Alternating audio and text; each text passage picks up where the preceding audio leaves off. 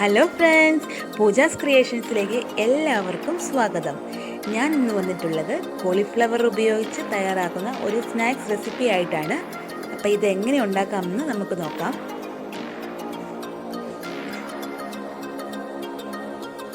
ആദ്യം തന്നെ നമുക്ക് ഈ കോളിഫ്ലവർ നന്നായിട്ടൊന്ന് വാഷ് ചെയ്തെടുക്കണം. അതിനായിട്ട് 2 കപ്പ് കോളിഫ്ലവറാണ് ഞാൻ എടുത്തിരിക്കുന്നത്. കുറച്ച് വെള്ളത്തിലേക്ക് ഉപ്പും മഞ്ഞൾപ്പൊടി ഇട്ട് ഈ കോളിഫ്ലവർ ഒരു മീഡിയം സൈസിൽ മുറിച്ച് നമുക്ക് നന്നായിട്ടൊന്ന് വാഷ് ചെയ്തെടുക്കാം.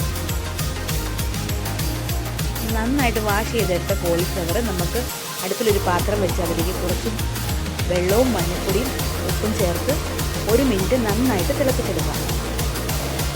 1 മിനിറ്റ് നന്നായിട്ട് വെട്ടി തിളച്ചതിന് ശേഷം നമുക്ക് ഈ കോളിഫ്ലവർ ഇതിൽ നിന്ന് എടുത്ത് മാറ്റാം. ഇനി ഇതിനാവശ്യമായിട്ടുള്ള ബാറ്റർ തയ്യാറാക്കാം. അതിനായിട്ട് 1 കപ്പ് കടലമാവാണ് ഞാൻ എടുത്തിരിക്കുന്നത്. അതിലേക്ക് ഒരു 1/4 ടീസ്പൂൺ കായപ്പൊടി ചേർക്കാം.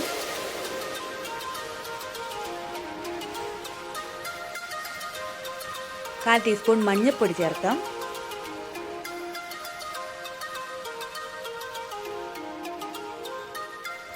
ആവശ്യത്തിന് ഉപ്പ് ചേർക്കാം.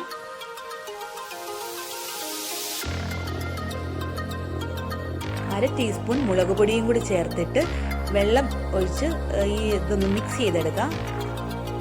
വെള്ളം കൂടിപ്പോകരുത്, ഏകദേശം ഈ ഒരു പരുപ്പം മതിയാകും. ഇതിലേക്ക് വേവിച്ച് വെച്ചിരിക്കുന്ന കോളിഫ്ലവർ നമുക്കൊന്ന് ഇട്ട് കൊടുക്കാം.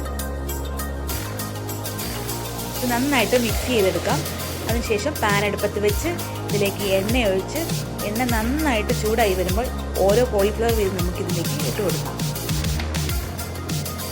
അതിനുശേഷം തീ ഒരു ലോ ഫ്ലെയിമിൽ വെക്കേണ്ട ആവശ്യമില്ല, ഒരു മീഡിയം ഫ്ലെയിമിൽ വെച്ചാൽ മതിയാകും.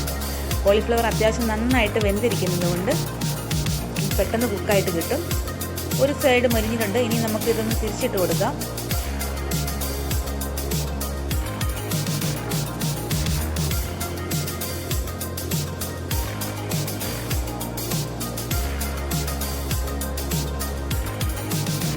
നമ്മുടെ കോളിഫ്ലവർ ബജ്ജി 2 വശവും മൊരിഞ്ഞിട്ടുണ്ട്. ഇനി നമുക്കിത് എണ്ണയിൽ നിന്ന് എടുത്ത് മാറ്റാം.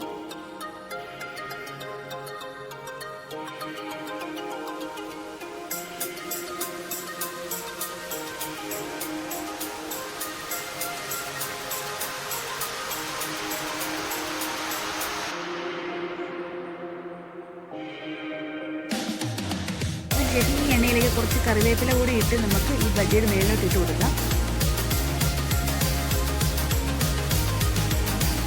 ഇതെല്ലാവരും ഒന്ന് ട്രൈ ചെയ്ത് നോക്കണം. ഇഷ്ടപ്പെട്ടാൽ ലൈക്ക് ചെയ്യണം, സബ്സ്ക്രൈബ് ചെയ്യണം.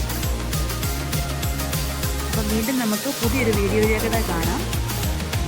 Thanks for watching.